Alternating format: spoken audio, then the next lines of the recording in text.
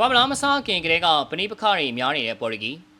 အားလုံးပဲမင်္ဂလာပါများ Ryan 7 Online Agency ကနေအားလုံးကိုပြန်လည်ကြိုလိုက်ပါရစေ။ဒါမဲ့2026ကဘာမလားဟာပေါ်တူဂီသားတွေအတွက်သူတို့ရဲ့စေကြီးရိုနယ်ဒိုကိုကမ္ဘာချန်ပီယံနေရာယူပေးနိုင်ဖို့အကောင်းဆုံးခွင့်ပြုပါရင်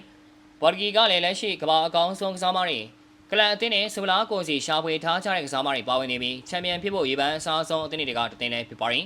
ပေါ်တူဂီသမိုင်းကိုပြန်ကြည့်လိုက်ရင် Red လုံးဆောင်ပေးခဲ့တာတွေကအများပြပါရင် Red နဲ့ပေါ်တူဂီဟာကမ္ဘာမလားခြေစစ်ပွဲအောင်မြင်တာကနေစလို့ရောချန်ပီယံဖြစ်တဲ့အထိအများကြီးဖြတ်တန်းခဲ့ကြတာပါ။ Nation League ပြိုင်ပွဲအသစ်ပေါ်လာပြန်တော့လဲ Red ကပေါ်တူဂီကိုနှစ်ကြိမ်တိုင်တိုင်ပိုးဆွဲအောင်ဦးဆောင်ပေးခဲ့ပါတယ်။ဒါပေမဲ့ Red ဟာပြီးခဲ့တဲ့2020နှစ်ကမ္ဘာ့လားကနေစတင်ပြီးအသက်အရွယ်ရောကြာဆင်းလာတယ်လို့ဝေဖန်မှုတွေခံနေကြရပါတယ်။ Red က Saudi Pro League ကိုပြောင်းရွှေ့ပြီးတွင်းကိုတစ်ထောင်ခီးကိုရှောက်လန်းနေတယ်လို့ Saudi Pro League ချန်ပီယံလည်းဖြစ်ထားပေမဲ့2026ကမ္ဘာ့လားအတွက်စိတ်ကြီးပေါ်တန်တရားရှိနေကြတော့ပါပဲ။ Red က2026ကမ္ဘာ့လားအတွက်ပေါ်တူဂီအသင်းရဲ့လူစင်းမှာနောက်တစ်ကြိမ်ရွေးချယ်ခံလိုက်ရပါတယ်။ဒါကြောင့် Red ကသူ့အတွက်6ကြိမ်မြောက်ကမ္ဘာ့လားကိုစံချိန်တင်ဝင်ရောက်ကစားရတော့မှာပါ။ Red ကအရှိကကမ္ဘာ့လား9ကြိမ်လုံးဂိုးသွင်းထားတာကြောင့်ဒီကြိမ်မှာဂိုးထက်ရရင်ကမ္ဘာ့လား6ကြိမ်ဆက်တိုက်သွင်းဂိုးရရှိတဲ့ကစားသမားအပြင်တမိုင်းတစ်ရေးထိုးနိုင်ပါလေဖြစ်ပါတယ်။ဒါပေမဲ့ Red အနေနဲ့ဒီလိုမျိုးစွမ်းဆောင်နိုင်ပါမလားဆိုတာစိုးရိမ်စရာဖြစ်နေပါတယ်။ Red ကဒီတစ်ပတ်ကစားခဲ့တဲ့ခြေလီအသင်းနဲ့ခြေစမ်းပွဲမှာပေါ်တူဂီအသင်းအတွက်ဘာမှမစွမ်းဆောင်ပေးနိုင်ခဲ့တာကြောင့်ပရိသတ်တွေကြားဝေဖန်တန်းနေဆူညံနေပါတယ်။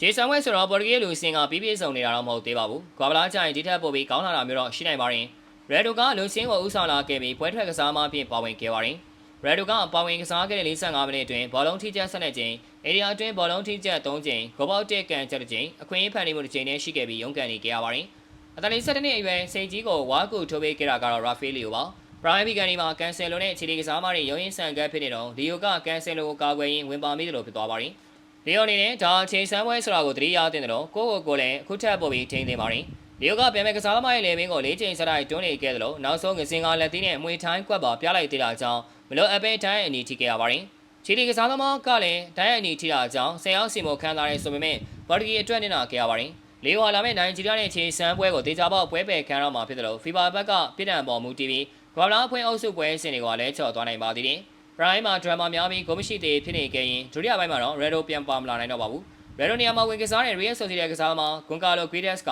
58မိနစ်မှာတင်ပေါ်တူဂီအတွက်အဖွင့်ဂိုးကိုသွင်းယူပေးလိုက်တဲ့အခါ Red ရဲ့စွမ်းဆောင်ရည်အပေါ်မေးခွန်းထုတ်မှုတွေမြင့်တက်လာခဲ့ပါတယ်။ Premier League ရဲ့အကောင်းဆုံးကွင်းလယ်ကစားသမား Bruno Fernandes က85မိနစ်မှာအေရီယာပြင်ဘက်ကနေသွင်းဂိုးတစ်ဂိုးသွင်းယူပေးလိုက်တဲ့အခါမှာပေါ်တူဂီအနေနဲ့ Red ကိုမူအုံမီ Bruno ရဲ့ဦးဆောင်မှုနဲ့ကမ္ဘာ့လားကိုဖျက်ဆီးသိမ်းကြောင်းသုံးသပ်မှုတွေရှိလာနေပါတယ်။ကမ္ဘာ့လားမစားခင်ကလေးကပဏိပခတွေများနေတဲ့ပေါ်တူဂီကကမ္ဘာ့ချန်ပီယံပြင်စိန်ကြီးကိုနှုတ်ဆက်နိုင်ပါမလားဆိုတာတန်တရားဝင်စရာဖြစ်လာပါတယ်။ဟုတ်ကဲ့ပါခင်ဗျာဗီဒီယိုလေးကတော့ပါပဲ။နောက်နေ့မှလည်းအားကစားနဲ့ပတ်သက်တဲ့သတင်းချောင်းတွေကိုတင်ဆက်ပေးသွားမှာဖြစ်လို့အတွက်ဗီဒီယိုလေးကိုလည်း like and follow လုပ်ပေးခဲ့ကြပါဦးခင်ဗျာ။ကြည့်ရှုပေးကြတာကျေးဇူးတင်ပါတယ်။